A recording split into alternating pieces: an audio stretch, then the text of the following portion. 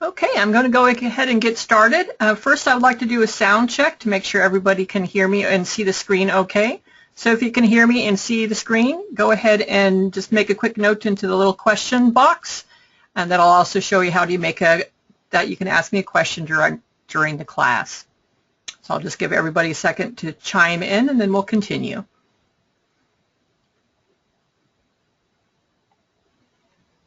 All right, and if you do have a question throughout the class, please feel free to go ahead and type it out. I may not address it right away. I may save it till the end of the session, but if it's something short and sweet, I may address it at the time. Okay, we're going to go ahead and get started then. Today's agenda is, of course, on book marketing, and we're going to cover a lot of topics, so I am going to go through them at a steady pace. But again, if you have questions or are not clear about something, please feel free to speak up, and I'll try to address that for you. All right. First of all, I do see a lot of familiar faces, so thank you for continuing the series. For those of you who are new and are just joining us, my name is Kimberly Martin, and I am the owner here at Jara Publishing. We're a small team of people who are your one-stop self-publishing shop. So we can offer all different types of services for you, such as editing, proofreading, interior book layout, covers, ebooks, marketing kits, anything you're pretty much looking for publishing your book other than the actual physical printing of the book, we can get that done for you. So if you'd like to talk to us about our services or schedule a free consult, just give us a call or email us. We'll be glad to talk with you. Again, before we begin, I just want to remind everybody that I am recording this presentation. And if you would like a copy of them, as well as a PDF of the slides, just give me an email at mail@jarapublishing.com, and I'll get those out to you. Typically takes me a day or two to get everything together and ready to send out. All right, let's go ahead and dive right in then to book marketing. I'd say that there are 3 C's to book marketing that you must have in place before you start your marketing efforts. Number 1 is content, and I'm talking about your book content. You must have a well-written, properly edited, and proofread book. Basically, you need a good book, so you have to have your content. And you also have to have your cover, and you have to have a well-made, well-designed cover that is suitable for your genre and target market. And for copy, I'm referring to your sales copy. Do you have a good book blurb, a description, text for your press release and marketing material? Have you spent any time on that, or are you just throwing something together at the last moment? So if your book is no good and has a terrible cover and your sales copy is not really good, doesn't matter how much time and money you throw at marketing, it's not going to be a very good seller. So if you're having trouble selling your book and it's just not doing well, go back and take a look at these 3 things to see if one of these 3 items needs improvement so that your marketing efforts pay off. So get the 3 C's in place before you start spending your time and money on actual marketing. The 2 thing I always tell people is you must plan. Too many authors jump from one sounds good thing to the next without any planning or strategy. And they don't know how to measure the results or adjust them. They're just jumping around without really thinking about what they're doing. So before you start to marketing plan, you need to analyze your options, figure out what type of things out there that you want to participate in that makes sense for your book and your budget. Make a plan how you're going to address these items and time them out, plan them out on a calendar. Then you need to execute that plan, make it happen. Then once your marketing efforts have been completed for a period of time, you need to measure the results. You need some way to tell you, did that marketing strategy work? Did it sell me more books than if I hadn't done that marketing? And then after reviewing your results, you need to adjust. If something didn't work very well, doesn't mean you're just going to toss it aside. Maybe you're going to tweak it a little bit and then again try it again. So you keep doing these on an ongoing basis. Analyze, plan, execute, measure, adjust, and then start the cycle again with all of your marketing efforts. So don't just jump around blindly and hope that whatever you're doing is going to work. Plan it out, analyze, measure, and adjust. Now I want to talk about your target market. Your market does not equal your target market. Your market is everyone who might be interested in buying your book. Your target market is those that you want to focus your marketing efforts and money on. In other words, who is most likely to buy your book. You don't want to just jump out and throw your money at everybody out there that you think might be interested. You need to focus on the target market. So to demonstrate this, I talk about picturing a fisherman that wants to catch trout. So one of the fishermen knows that fish live in water, so he rushes out and buys this big, huge net, buys a big boat, goes out on a big lake, and tosses it out. He's going to be bringing in a lot of garbage, fish he doesn't want, and probably not very many trout, if any. So another fisherman does a little bit of research and finds that trout live in streams. So he goes out and finds a stream, throws out his net, brings in some trout, but still has a lot of garbage and other fish he doesn't want. So another fisherman studies trout in great detail. He finds out the best streams to find them in, that most trout are caught by a fishing pole, finds the best lures, the best time to find them, and goes out and casts his line and reels in one fish at a time. It's a lot of work, but he only brings in trout, and every one of them is a keeper. And of course, there's those people that they do all the research and then build their own trout farm business. So which one is that? Sometimes doing the very narrow focus is harder to do. You might need to step back a little bit and cast a wider net. But it is important that you go out and research your target market so you're not casting this big wide net and just pulling in all sorts of garbage, not selling your book really because they're just not your target. They're not your focus. So do your research, figure out your target market. Who are they? So for an example, say we have a book here that's on how to negotiate in business real estate deals. So you need to start broad. So you know your target, your market here is adults who are interested in business books and perhaps live in the United States because it's based on United States real estate law. Okay, so let's narrow it down. Maybe your book is focused more for the female entrepreneur. So you're looking for adult females who are business owners. And you're not really looking for those that live out in the farms and things. You want them that live in the cities and suburbs. So you're narrowing your focus. Then you narrow your focus even more. You're going to say that you're looking for women 25 to 45 who own a small business that earns a revenue between 100K and 300K, has employees, the business is growing, and they're looking at buying or renting office space in the city or the suburbs. So there you have a very narrow focus. So you're probably more likely to figure out how to reach that target market directly than the broad sense. So do this exercise with your book and narrow down your focus. And do it a couple times because more than likely you're going to have various target markets and you want to focus on them really one at a time. So do this exercise multiple times. So once you figure out a target, you need to think about how you can reach your target market. And this is purely an exercise in brainstorming. So write down some of your targets, small business owners between 100 and 200K revenue in this instance, business women between ages of 25 to 45 and looking to buy or rent office space. And then start writing down ideas of where you think you might be able to find these types of targets. And you'll find that some of them are going to cross. Some of them are going to be really so focused that it's yes, you want to reach out to them, but you don't want to only reach out to that type of, like looking to buy or rent office space. That's a very narrow focus. You probably want to step back a little bit and hit some other things as well. So do your work, do your brainstorming here. You can kind of see on the screen, I'm not going to read all the boxes. You can kind of see what my train of thought is. And you also want to think about how to reach these that are reasonable. So if you can't go to networking groups or you have no way of knowing how to get to networking groups, maybe that's not something you would put in this list. So think about things that you are likely to be able to incorporate into your marketing. And again, do this multiple times for various target markets you may want to pursue. Okay, in our on our second series, we talked about building an author platform. Now, your followers who have joined your author platform, well, guess what? They are your market. So what do you know about the followers that have signed up for or followed you on Facebook or are on Twitter or are signed up for your newsletter? Do you know anything about them? If not, you should look at finding out.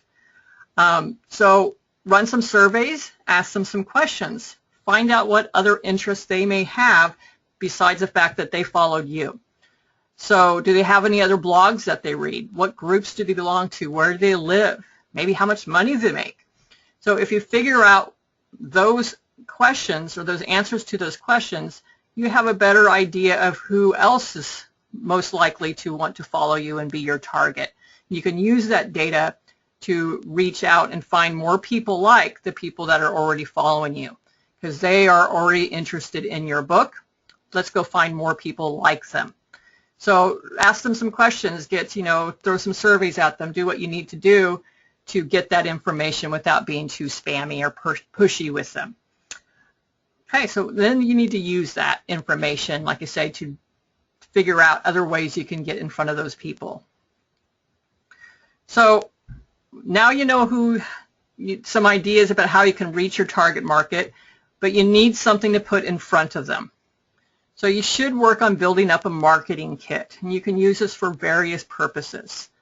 So some things that might go into a marketing kit are like a sell sheet, your book cover, a book blurb, your press release, reviews and testimonials, your bio, information on some events that you may have run, some pictures and some write-ups from those events, maybe newspaper clippings, a bookmark or a business card, and perhaps a sample chapter of your book if you're not also sending a copy of your book. So I'm going to go over some of these things in more detail here, but this is just an idea of what might go into your marketing kit. Now, you're going to want to have both a printed marketing kit as well as an online marketing kit. So for the offline one, you're going to want to have all these things printed up nicely and put into a presentation folder. For the online version, you're going to gather all these items up and create a PDF that can be downloaded from your website under like Media Kit type of section. You can also use a PDF to email and send to people who might be interested in it, such as journalists or blog owners, anyone in the industry that you're going to want to reach out and tell them about your book. You're going to want to be able to either mail it to them, hand it to them, or email it to them. So let's go over some of the items that you might find here in the marketing kit. One is a press release. Now, you're going to want to write a press release about your book, but it shouldn't just be, hey, I'm a new author and I wrote a new book.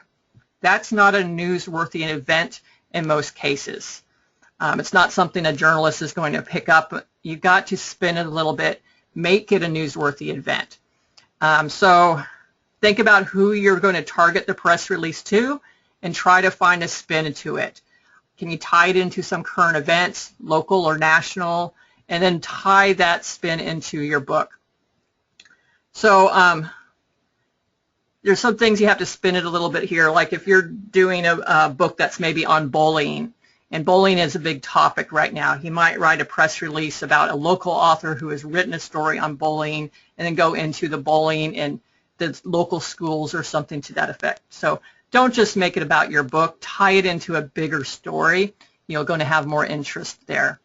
Now, your press release is sent to typically journalists to get them to write about you and your book release. So this should be sent out to them before your book is released. Otherwise, it's old news. So get this information ready to send out in advance of your release. Gives them time to write about it and get it out in an upcoming newsletter or something, or newspaper in time for your release, not like a month after your release. And here you want to use the traditional press release style. For immediate release, your headline, location, city, state, month, date, year, your lead paragraph, and then the little bit about the story, what is the body of the press release, a little bit about the author, and your contact information. And yes, these three little number signs here at the bottom are part of the release. If you just go and Google press release template, you're going to find lots of sample ideas that you can borrow from in order to create your own press release. So go look them up. I'm sure you'll find plenty. A sell sheet. It's kind of like a flyer for your book, but it is also meant to be sent to like journalists or bloggers or people who might want to do a book signing.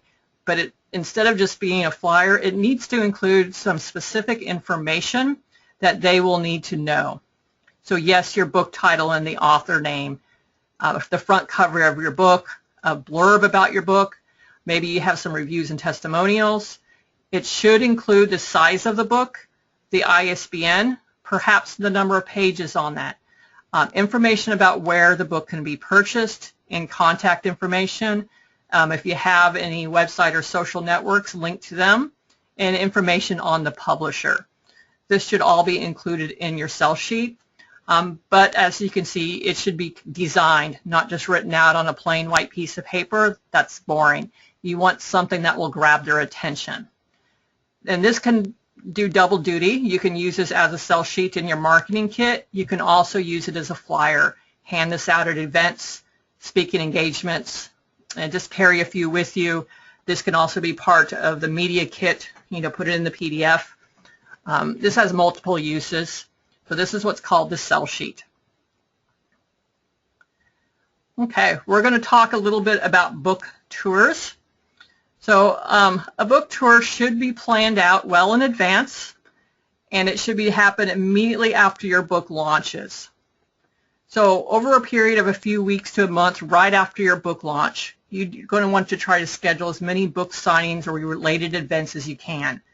So research well in advance places you think that might be interested in hosting like a speaking event or doing an interview or a book signing, or maybe you're going to go present at a book club. And then schedule them out back to back as well in advance as you can. But before you go and just walk into a bookstore or some other book club or something like that, if they hold other events, attend those events as just an interested party, not as an author. Get to know them a little bit before you bounce on them and say, hey, I'm an author, I want you to host a book signing for me. Or, hey, I want to do a speaking event with you. Attend their events, shop at their establishments before you approach them about your book. It'll be much easier for you. And you want to let them know what's in it for them. Will you be a draw to their establishment? Will they make any money or gain customers in exchange for agreeing to host an event with you? So don't make it about you, make it about them when you approach them. And again, make sure you have a lot of lead time, and also make sure you will have books in hand before your scheduled date arrives. So a little bit of care, though. You don't want to have a book signing event all scheduled to go and your book's not ready then. So this is kind of a book tour. You need to plan ahead for your tours. How many books are you going to need for each event? You may need to talk to your host about this. You're going to need pens, different kinds and colors to sign those books with. If you're selling books at the event, who's going to be collecting the money? Is the bookstore going to be doing it, or are you going to be doing it? So you might need to have some way of collecting money and making change or running credit cards. Tables and chairs, who's providing them? Do you need to bring them, or are they provided? Depending on the type of event, are food and drinks appropriate, and are you required to bring them? So your marketing material, your sell sheet, your bookmarks, posters, those types of things might be suitable to bring to your events, and a laptop or a tablet, possibly to get people to sign up for your newsletter, perhaps buy an eBook online instead of a physical copy. So do you have an internet connection or power available for you at the event? You'll want to look into that. So this is something to keep in mind as a little handy checklist before you attend an event. Now we're going to jump into blog tours. So a blog tour is somewhat similar to a book tour, but it's all done online. It's a virtual book tour. So in this, you're going to jump around from blog to blog on, probably about a period of a week to 2 weeks, maybe even longer, where every day you have 1 or 2 blog posts about your book popping up on various blogs. So, and they're not the same story. That's very important. Before you do a blog tour, you need multiple content. So again, you must plan out in advance. So one day you might have an article about your book, and another blog you have an interview of you. The next day another blog is featuring a different article, and the next day a different blog is doing something else. All of them are about your book. You're building buzz online about your book. And these blogs should be in some way related to your market and your target market. You need to plan ahead. So if you're doing a blog tour, here are some things to keep in mind. You need to start planning your blog tour 2 to 3 months before your anticipated book launch or your blog tour event. So you need to really think ahead and know when your book is going to be released. You can't just say, oh, I'm going to run a blog tour next week. It's not that simple. So then you need to research which blogs do you want to target. Go out there and browse the internet, look on Google, find blogs that are related to your target market or just books in general, and see if they're interested in doing a blog tour with you. You want to plan out how many blogs do you think you want to hit. So if you're doing 1 or 2 blogs a day and you want to run your book tour for a week, you know how many blogs you need to participate in your blog tour.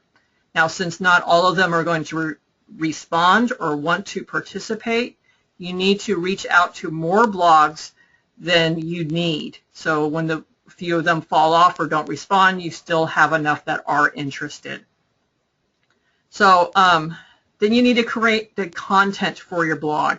These can be things such as interviews with you. Maybe give them a review copy of the book and they'll write their own review of the book. Provide the book synopsis or a blurb. Maybe it's a recording of you reading from your book. Press kits, articles, author photos, or maybe some videos about your book that you can do. So create enough unique content so not the one blog is not getting the same content as another blog. You need to change it up a little bit. You might want to consider giving prizes, making a prize or a giveaway available. Maybe a signed copy of your book would be available, something to that effect. Although that's, sometimes that has a drawback. If someone's offering, hey, sign up and to get a free copy, they might not go buy it until they, see if they won. So think of something a little different. Maybe a $10 Amazon gift card, something to that blog owners can offer their users in addition to giving your information. So schedule it out. So you need to tell the person running the blog well in advance that this is the day that your blog tour starts and this is the day he's going to be posting his unique content on the blog. And then day 2, it's these blogs. Day 3, it's these blogs. And make sure you're communicating with those blog owners on a regular basis so they understand their part in it. So during your blog tour, while it's being active, you shouldn't be on vacation in Hawaii somewhere. Make yourself available. You're going to get a spike in emails. You're going to get a spike in people contacting you on your social media outlets. So you need to be available to respond to that. Or you may be getting some email questions from people that are running the blog tour, and you want to make sure you can answer their questions. So don't disappear. Be available to be reached during the time of your blog tour. And then after everything is over, you're going to want to follow up with them. So after the tour is over, thank them for their participation and tell them how their participation helped. Give them some numbers. Say, hey, during the blog tour, my sales spiked and I made the top 10 list on Amazon, so thank you very much. And then ask them if they might be interested in doing another blog tour with you in the future. So blog tours can be very powerful, but they do take a lot of work, and you have to plan it well in advance. Now, if all of this sounds really complex, and it is, and hard to do, there are some places that offer blog tour services. Some of them are genre-based, so like the YA-bound book tours up here, of course, is young adult types books.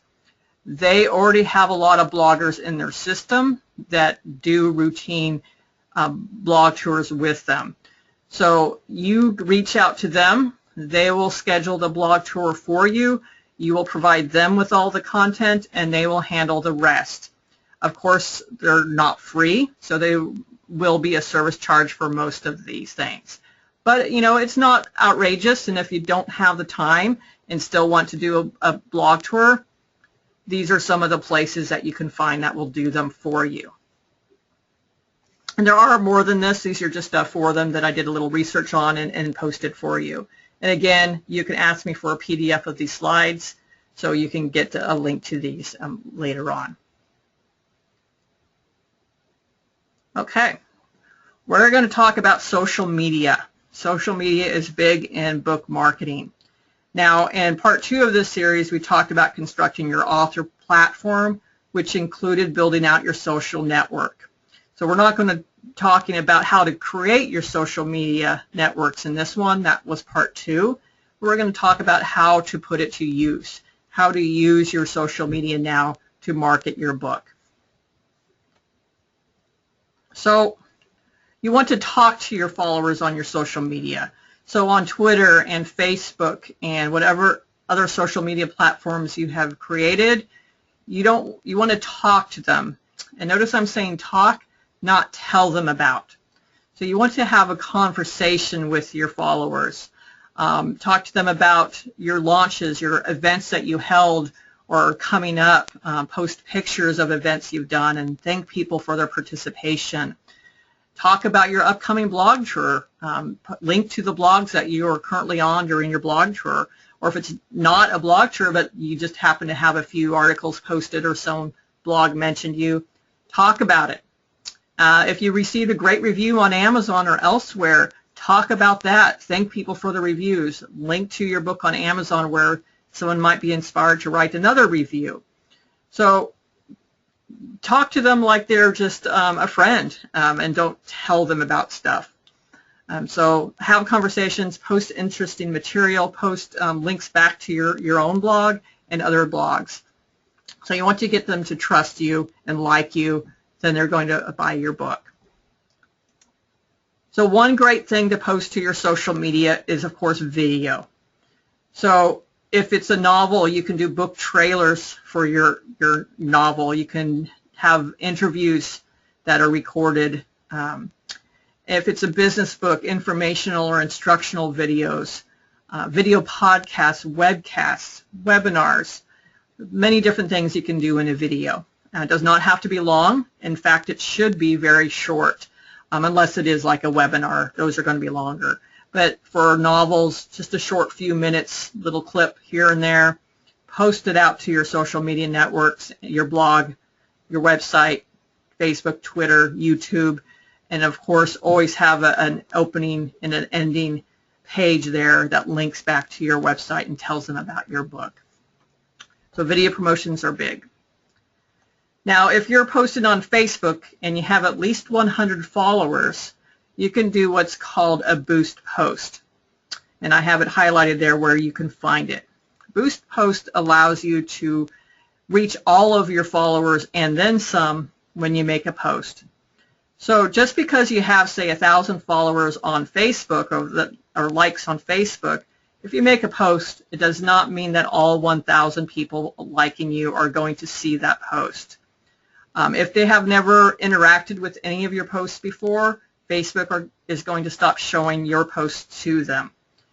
Perhaps you posted at 12 o'clock at night or 12 o'clock in the afternoon, for instance, but they're at work at that time and they don't come home until 8 or 9 o'clock at night, and your post has already fallen out of their news feed. It's not relevant anymore. More recent things have happened.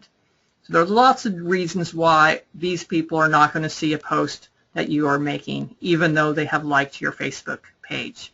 So by using Boost Post, you're able to reach more of the people that have liked you, and well as, say, they're figuring that if someone likes you, that perhaps their friends would like you too. So Facebook will boost your post not just to the people who've liked your page, but to the friends of the people who have liked your page. So if you click on that boost post on one of your Facebook postings, you will get the option to do that.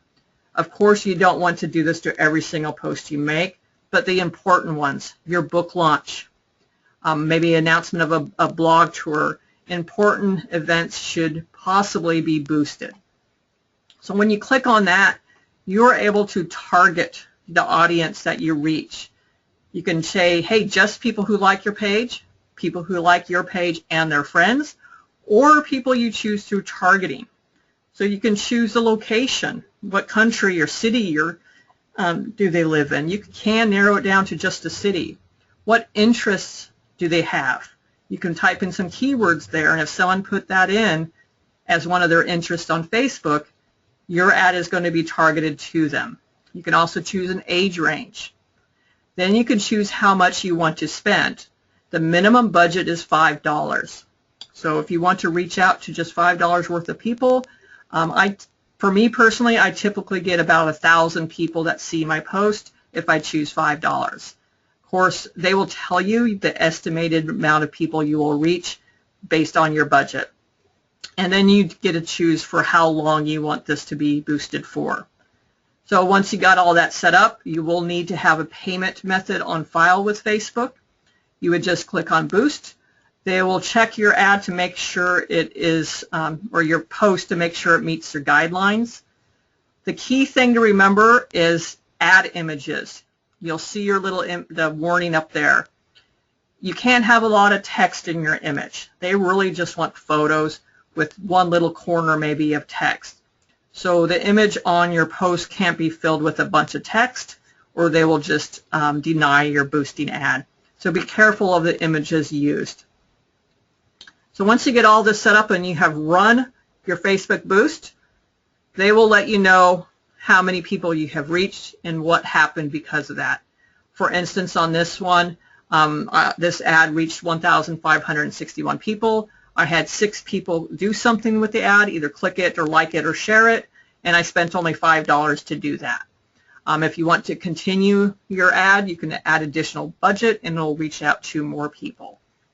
So you'll want to review your results after running a Facebook Boost post to make sure it had the results you're looking for. And you can, it has a little rate the Boost post. I've never done that. But that's one thing you can do, and remember, you always measure the results. If you're spending $5 here, $5 there, it adds up, and if you're not getting the reach or the actions that you're looking for, then you can decide that you either need to change the posts or the image, or maybe consider stopping doing these Boost posts altogether because they're not having the action you're looking for. If you're announcing like your book, like, hey, my book, it's for sale, go buy it, you can also take a moment to check your sales before you ran the event and check your sales after you ran this post to see if you had a spike in sales. Okay, we're going to talk about email lists. Again, in part 2, we talked a lot about email lists and their importance, but now we're going to talk about how to utilize your email list. And again, I've said this before, but never spam your email list. That's going to have the opposite reaction that you're looking for. So some things that you want to send out to your email list, of course, your book launch. Similar things that you might share to Facebook, but you're going to promote these all, say, in 1 or 2 posts. So you're not going to just send out to your email list every day. This is something you might save up to maybe twice a month. You send out all of this information. Launch announcements, upcoming events. And every time you send out an email list or like a newsletter, you want to have some mention of your book in it.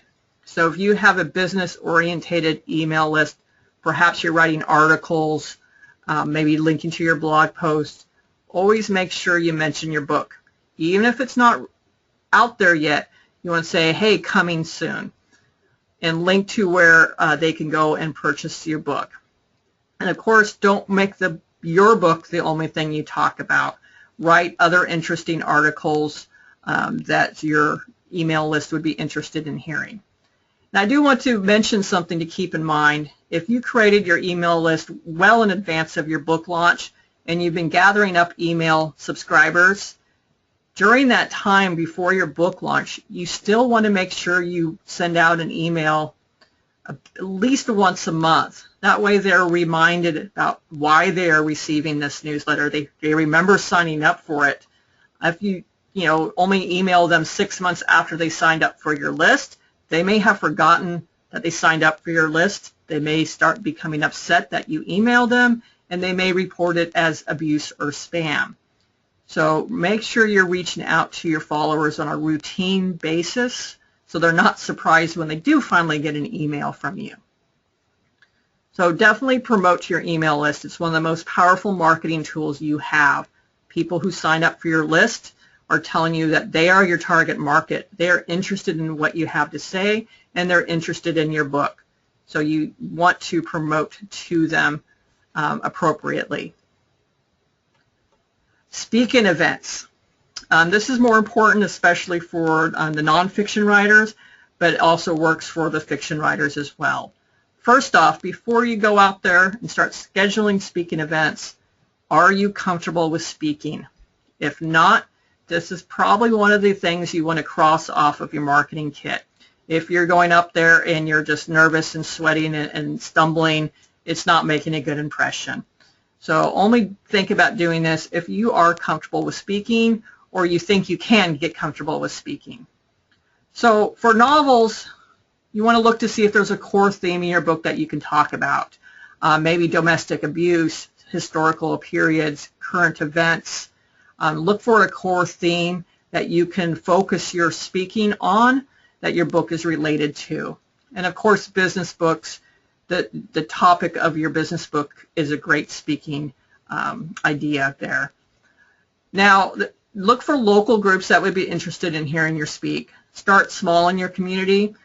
Chamber of Commerce, networking groups, places like that are always looking for speakers to come to their events. You may even want to consider planning your own event, picking a topic, creating a presentation, book a venue, then market it. It can be a free event or even a paid one. Libraries are often able to host events for people that want to do them as long as they're free. Most libraries will not let you hold an event that you charge for the event. But if you do a free one and then just in your marketing your book at the event, that's fine. Okay, so speaking events, and that is definitely one way to do it. And think about TVs and interviews as well are also speaking events. So another thing you can do when you're looking to market your book is attend book fairs or trade shows. So we're going to look into this a little bit to see if they're worth it. And one thing I often say is crunch the numbers. You need to know your data and you need to know the numbers before you decide if a particular event is worth it to you or not. So to do that, we're going to look at a couple examples and compare them so you can see how these numbers could be run. So on the first one, we know that the total expenses for renting a booth, maybe hotel and traveling fees, is going to be about $750. The host expects that there are going to be 2,500 people attending this event. Now, you need to see if those people attending the event are your target market, or how many of the people attending your event might be your target market. So say in this example, only 35% of attendees match your target market. So out of those 2,500, only 875 are your target. And you think you can sell to 5% of that 875, which means you sell 44 books. If you make $3 for every book you sell, you made $132 in sales, but you spent $750, so you lost $618 at this event. So crunch your numbers. In this example, the numbers don't work out unless your motivation for going to this event is purely for exposure and branding future sales. Otherwise, you're just tossing away $618. But let's look at another example. So say the second one, that's only $500 to rent a booth, and 10,000 people are expected. 75% of attendees match your target markets, which is 7,500, and you think you can sell to 7% of them. So that's 525 books sold, and if you're making $5 per book sold, you come out ahead in this scenario by well over $2,000. So in this case, definitely, this is one worth attending. So find out who's running the event, ask them questions. They should know this, how many people they expect, what is the demographics, what's their age range, what are their interests. They should know these things about the people attending their event and be able to pass that along to you. Now, these are both expensive events. You may be able to find local events that are only like $25 to $50 for a table. In that case, it's almost worth it every time just for the exposure to get yourself known, to pass out cards and bookmarks and sell sheets and engage with people. That would be worth it in those cases, even if you only sold a couple books. But if you're looking for a big event, look at the numbers. It's very important to see if it's worth your time. So we talked just briefly about TV and radio interviews and the speaking event, but TV and radio interviews are a little bit different than a speaking event. You're being interviewed by somebody. So if you have a good TV or radio personality, you want to, and you have something interesting to talk about other than your book, maybe does your book tie into current hot topics or event, you might want to find some stations that target the same market and talk about similar themes. And again, you need to come to them and what's in it for them. Would what you have to say be of interest to their listeners and viewers? So you need to sell yourself. Show that you're active in the same community that they target. Talk about other events and speaking shows that you have done and their results. So bring it or send a press kit, examples, past interviews, maybe some recordings, and reach out to these people and get interviewed. Get video podcasters, bloggers, local TV and radio stations, and get interviewed by these people so you can show up on their show. And most likely they're going to be recorded, so you can then have that video content that you can link to on Facebook and YouTube and social media. Your blog gives you future content to play and build your credibility as an author. So definitely look at TV and radio interviews if you think that's something you'd be comfortable with. Many of them you're not going into the actual studio. It may be done over just a webcam or Skype. I've done both, some over Skype, some over GoToMeeting or Google Hangouts, and I've gone to a few where I'm actually in the studio. So find out what type they're doing. Of course, the local TV and radio stations that you're going in person are a little tougher to do because you have to get there, whereas the webcams or webinar type ones, doesn't matter where they're located or you're located, so you have a wider reach that you can reach out to. Okay, we're going to talk a little bit about your Amazon author page. Now, if you go and look up an author on Amazon, the ones that have an author page have a lot of information about them on Amazon. And this is something you have to build out. It does not happen really automatically. So if you have an Amazon author page, it's going to link to all of your books. You can tie it into your Twitter account, so all your tweets show up on your Amazon author page.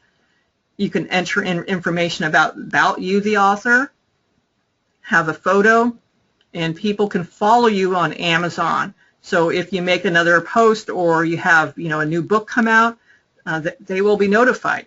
And you can even put a little blog up on here. So this is something that you can use. It shows up on Amazon and is linked to from an ebook you have that is on Amazon. So this is free to get. You just need to go to Amazon Author Central, log in or sign in, and then you're going to claim the books that you have. You're going to enter the ISBN numbers for your book, and you're going to say, this is my book. They will cross-check their references to make sure you are the author. Then you will be able to post a lot of information. There will be links that you can use to post, upload videos, create a blog, create more information that people will see when they're looking at the book. And it does also give you the opportunity to track your sales, not just on Amazon, but throughout. They use a Nielsen book scan that will report your book sales across multiple channels. So you can kind of see what your sales rank is doing and how many sales your book is doing across different channels. So it's very powerful. It's free. You should get this if you are up on Amazon. Just go to authorcentral.amazon.com, sign in, and it's very user-friendly. They walk you through all the steps to get it uploaded and make it happen. So I also want to talk about other things you can do up on Amazon. And this is through the Amazon Kindle Direct Publishing, which is KDP. And they have a few different things you can do when you're using your Amazon ebook. This is definitely about your ebook. So for ebooks, Amazon will let you run ebook promotions, which is handled through the KDP Select program. I'm going to talk about that a little bit in just a moment. You can also do ebook pre-sales. So before your ebook is launched, I think up to 90 days in advance, you can have pre-sales of your ebook on Amazon to drum up some buzz for it. Now, they won't actually be charged until your ebook is published, but it does allow you to see, in advance how many people are interested in your book and know how much you're going to make when you actually get that ebook published. And they also offer something called Matchbook. If you're doing both a print book and an ebook, you can set it up so if somebody buys your print book, they can get your ebook at either a free or discounted price. I find that very handy because I tend to like to read books on my Kindle, but there are some authors that I want to have a hardcover copy of the book on my shelf, but I prefer to read it on my Kindle. So in those cases, I love it when they have the Matchbook because I will buy the hardcover, and then maybe for 99 cents or $2.99, I will also get the ebook. It's a chance for you to just upsell and get a little bit more money out of your book, or just give them a freebie ebook if they get your print one, which they will very much appreciate.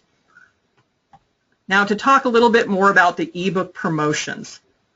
If you subscribe your ebook to Amazon's Kindle Direct KDP Select program, it makes your ebook exclusive to Amazon for 90 days. So during those 90 days, you would not be able to have your ebook listed for sale anywhere else, such as Nook or Smashwords or the Apple iBookstore. You need to make it Amazon exclusive. But when you do that, you can run ebook promotions. I'm going to touch base on them just a little bit here in this slide. I do have about an hour class that focuses solely on running an ebook promotion, because this is a fairly complex thing to do. So I'm just going to summarize it here and let you know that this is a possibility to do, and it is powerful when it comes to marketing your book. So during an ebook promotion, you can offer your ebook for free or at a discounted price, say 99 cents. It's for a limited time, typically a day or two. Now, the key to this is when you can set this up in Amazon using the KDP platform, but you have to promote it yourself. So once you have the time, the date of your promotion, you need to go out and heavily promote your promotion to get as many people as you know to know about your promotion. So when you're running during the promotion, you're going to get a lot of people downloading your ebook, thousands of people downloading your ebook. So after your sale is over, you will generally see a spike in your real sales of your ebook after the promotion is over. That's because it boosts your ebook in Amazon sales rankings. So your sales rank is going to get increased. Your book is going to get more exposure on Amazon in general, and more people are going to buy your ebook after the promotion is over.